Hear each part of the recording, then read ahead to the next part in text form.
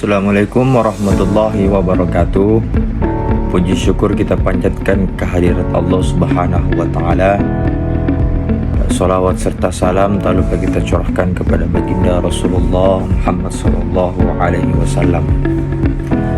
Baik, sebelumnya perkenalkan, nama saya Jamil dengan NIM 10.112.3041. Baik, di sini saya akan memaparkan materi terkait permohonan Mahkamah Konstitusi.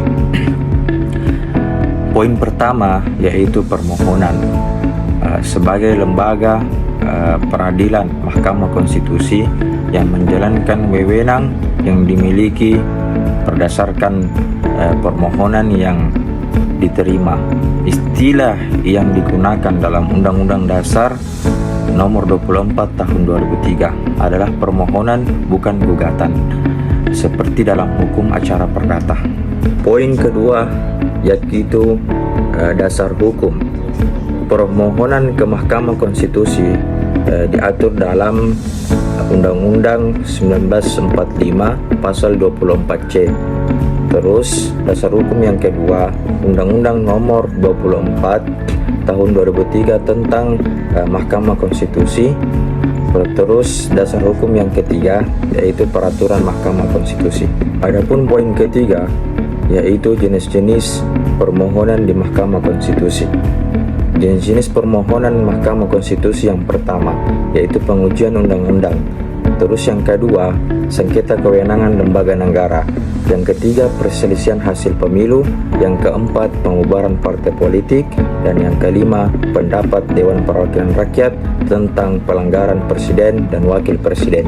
Selanjutnya adalah pihak-pihak yang dapat mengajukan permohonan di Mahkamah Konstitusi. Perlu kita pahami bahwasanya tidak semua orang dapat mengajukan permohonan, harus memiliki kedudukan hukum. Perlu kita ketahui bersama bahwasanya kedudukan hukum tersebut yaitu warga negara Indonesia, lembaga negara, badan hukum. Poin selanjutnya adalah sistematika permohonan Mahkamah Konstitusi. Perlu kita ketahui yang pertama adalah identitas pemohon.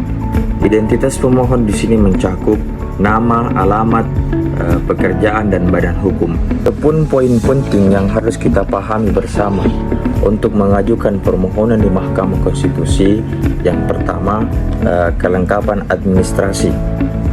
Kelengkapan administrasi tersebut yaitu kejelasan identitas, surat kuasa, permohonan dalam bahasa Indonesia yang berjumlah 12 rangkap.